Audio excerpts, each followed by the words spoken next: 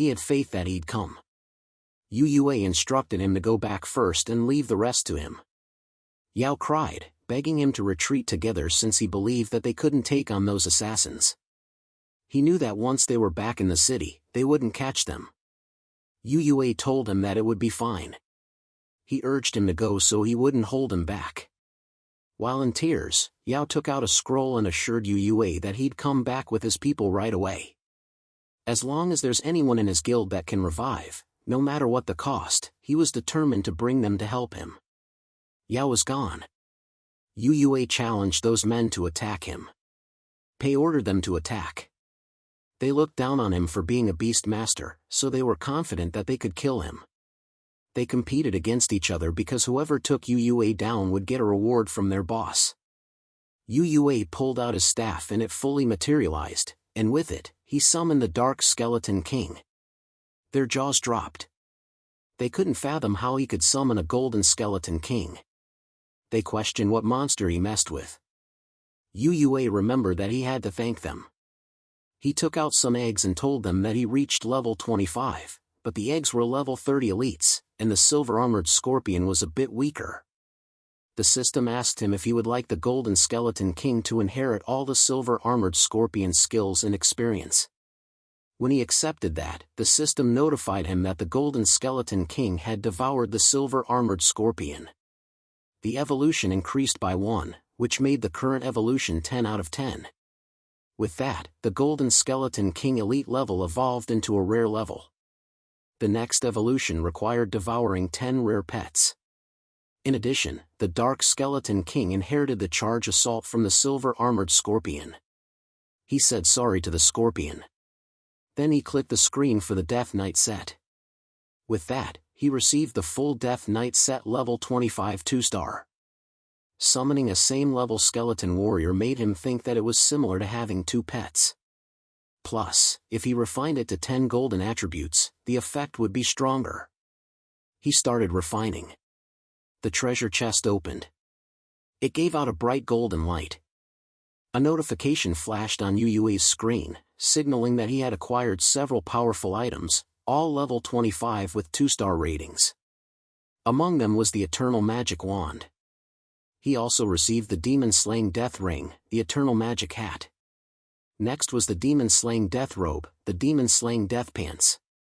He also obtained the Demon-Slaying Death Boots. Lastly, the Eternal Magic Chain. With all these powerful additions in his inventory, Yue was finally done. He just needed to equip the Skeleton King gear he prepared, and his pet would be tankier than defensive boots. And with its warrior stats, it was strong in both offense and defense. He vowed that this time he wouldn't let June and the other sleeve live. He ordered the Dark Skeleton King to go. The assassins didn't fear him since he was just a beast master. They charged at him even when the Dark Skeleton King was behind him. The Dark Skeleton King raised its hand and its power struck down those assassins. Pei was surprised that it had high defense and powerful attacks. He questioned if that was the kid's strength. June yelled at them to move. He asked Pei if he wanted to save his daughter. Pei looked annoyed. He was raging, but he had planned what to do. Deep inside, he was annoyed at June. Because of him, he lost so many brothers. So he vowed that once he saved his daughter, he'd slice June into 1,000 pieces. He was confident that if he took Yue down, the pet would be useless. Yue blocked his sword with his staff. He smirked and asked him if he really thought he came unprepared. Pei was caught off guard when another skeleton appeared behind him to strike him down. He couldn't believe that there was a second pet.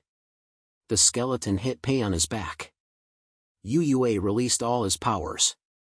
Several different kinds of attacks were unleashed. Pei couldn't believe it since that kind of damage was absolutely impossible for an ordinary level 20 player. He wondered if it was because of some top-tier equipment or other item. 2 assassins hit the skeleton from behind and dealt negative 500 damage. One of them reported that the Skeleton King was so tanky that even their gold gear couldn't cut it.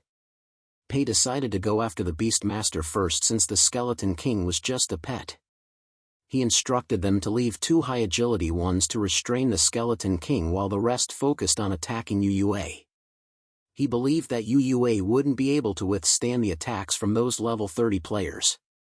The rest followed the instructions. UUA sidestepped to evade their attacks. As he attacked one of them, another assassin targeted his back. He immediately turned around and electrocuted the attacker.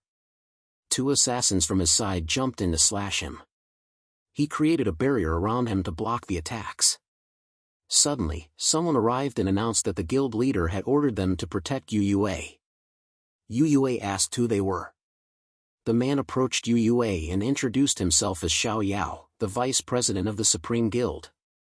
He informed him that their president had sent them to support him. UUA thanked them and advised that if they encounter danger, they shouldn't force a fight. The guy told him that he understood the task. He relayed to the guild members to unite all the forces they can, heal if they can, and harass if they can. Everyone replied yes, and they got their formation. The tanks put their shield up in front while the mages released attacks from the rear. The assassins had to be careful to evade those attacks. Pei got overwhelmed. He commented that those lunatics don't value their lives. He got distracted when a man attacked him. At this time, UUA created a blue orb and it released powerful ice attacks. UUA told Pei that he lived up to his name as the leader of the killer mercenaries since his agility is truly high. Pei replied that unless UUA was like the little girl who uses crowd control, killing him was only a matter of time. UUA dared him to try it. He showed him the 2 menacing skeletons. Unexpectedly, Pei received a message. One of his subordinates informed him that the second young lady of the Su family sent someone to rescue Chiki, so his daughter was with him now. Then the guy sent their picture. Tears pulled from his eyes. Out of the blue, he yelled for everyone to stop. Even that surprised UUA. Jun got angry at him and tried to threaten him again using his daughter. Without hesitation, Pei grabbed Jun by the neck. Jun struggled, but Pei was furious. He told him that from the day he kidnapped his daughter, he should have known that it would be his fate. He threw him on the ground. Jun yelled loudly. He begged him to let him go and he would release his daughter at once. He begged him to spare him.